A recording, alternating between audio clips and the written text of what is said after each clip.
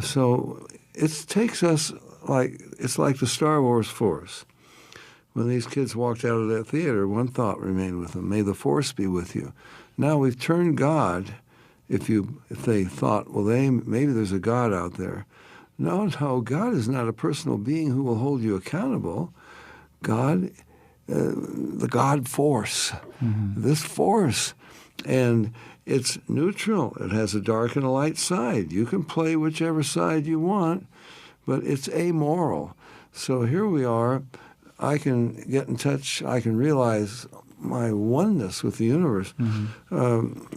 So in effect, it's all of this is to undermine the truth. Absolutely. So the creator of the universe lays out information in his word, in the Bible, and all of this is antithetical to what the Bible teaches. So it's the lie that's, as you said, was first given to mankind in the Garden of Eden, and it's just being promoted down the line, down through history. There are dozens and dozens of ways Satan has of doing it. You don't like yoga? Well, how about something else? Yeah, positive mental attitude. How about? It's called divination in the Bible as well. A divination device. Why does a magician?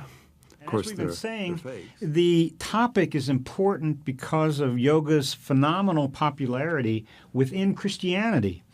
And so no matter where you are in the subject, whether it relates to your own involvement in yoga or someone you know who practices yoga, you may well find the information we provide helpful. Dave, you state in Chapter 7 of your book, and I'm quoting, "In spite of the advertisements and talk about health and fitness, yoga's real goal is to awaken Kundalini power coiled like a serpent at the base of the spine, ready to spring up to manifest itself through the alleged chakras, centers of universal force of the body." Now, what exactly is Kundalini yoga, or Kundalini power, for that matter? Well, to put it bluntly, it's demonic. There's no way you can explain it physically. It's a non-physical force. There certainly is nothing coiled at the base of the spine, 3.5 times coiled like a serpent. That's going to spring up when you get in the proper state of consciousness, supposedly.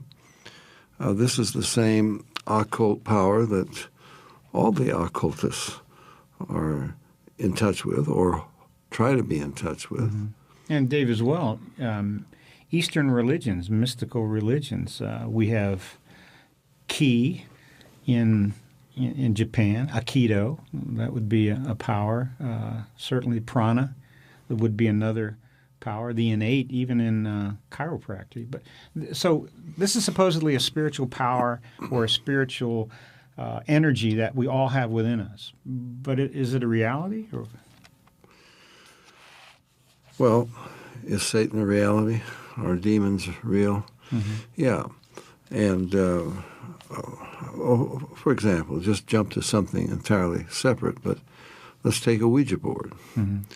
Now, we've documented this in laboratories. The Ouija board, look, we've even blindfolded people and scrambled the alphabet on the Ouija board so their unconscious mind wouldn't know, or their memory wouldn't know where it was. So for some that don't know, I mean, it's even a Parker's Brothers game. I think it's still available. But it's a board, and it has letters on it. And then there's a, what do they call it? Planchette. Yeah, little. It's a triangular, and it points to the letters on this board, this Ouija board, and supposedly communication transpires. Well, Tom, in laboratory tests, I see the reason I go to the Ouija board because it's one of the clearest examples. There is something going on. There is a power. Or you could go to a dowsing rod. Dowsing rod, I mean, we've located over 500,000 wells in the United States with a dowsing rod. And that's called water witching. That's right. They know what it's about. And that thing will go up and down and tell you how deep you have to dig to get or drill to get the well, how many gallons per minute. And in France, it will tell you how many liters per minute and how many meters you go down, you know. You could even do it over a map. Ruth and I when were we in Bermuda not too long ago. The groundwater geologist said there's no water there. I mean, they couldn't find any, and they declared there was none. A dowsing over a map in Kennebunkport, Maine, he located 3 well sites, and they drilled. That's the water that comes today. So we're talking communication here. There has to be some intelligence involved. It's not just physiological. There's a communication of information. So we get back to Kundalini, but there's a force involved. And in other words, if a dowsing rod, well, there's some kind of a force that is bending that. The Ouija board, well, in laboratory experiments, when they're blindfolded, they even put like a plywood between them, did everything possible.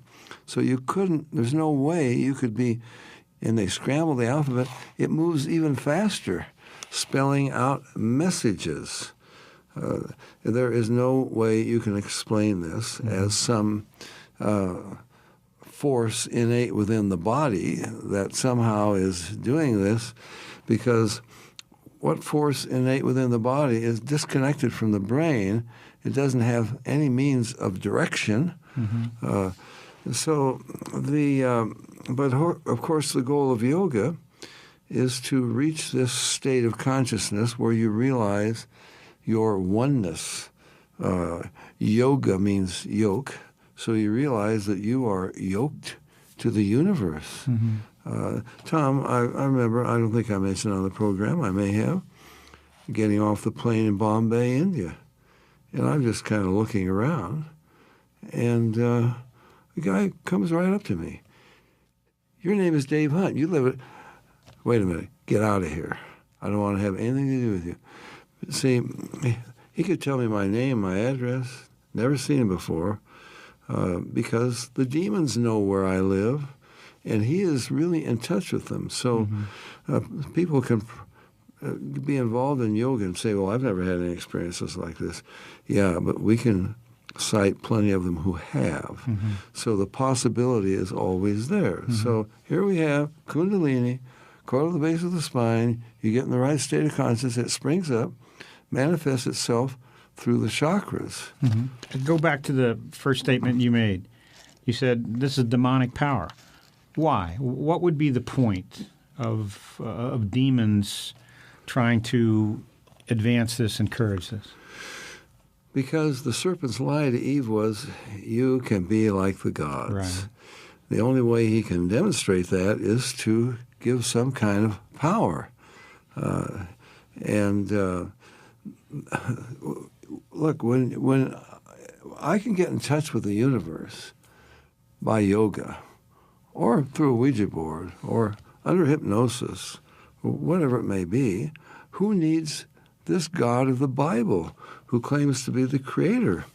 And he says I'm a sinner, but yoga doesn't tell me that I'm a sinner. In fact, Hinduism says there's no such thing as a sinner. The only sin is to call yourself a sinner. This is Hinduism. So it takes us it's like the Star Wars Force. When these kids walked out of that theater, one thought remained with them: may the Force be with you. Now we've turned God, if they thought, well, maybe there's a God out there. No, God is not a personal being who will hold you accountable. God, the God force, this force, and it's neutral. It has a dark and a light side. You can play whichever side you want, but it's amoral. So here we are. I can get in touch. I can realize my oneness with the universe. So in effect, it's all of this is to undermine the truth. Absolutely. The creator of the universe lays out information in his word, in the Bible, and all of this is antithetical to what the Bible teaches. So it's the lie that's, as you said, was first given to mankind in the Garden of Eden, and it's just being promoted down the line, down through history. There are dozens and dozens of ways Satan has of doing it. Mm-hmm. You don't like yoga? Well, how about something else? Yeah, positive mental attitude. How about? It's called divination in the Bible as well. A divination device. Why does a magician? Of course, they're fakes, but they can do amazing things. But why do they have a wall? For more information about the Berean call us toll-free at our order number or visit our website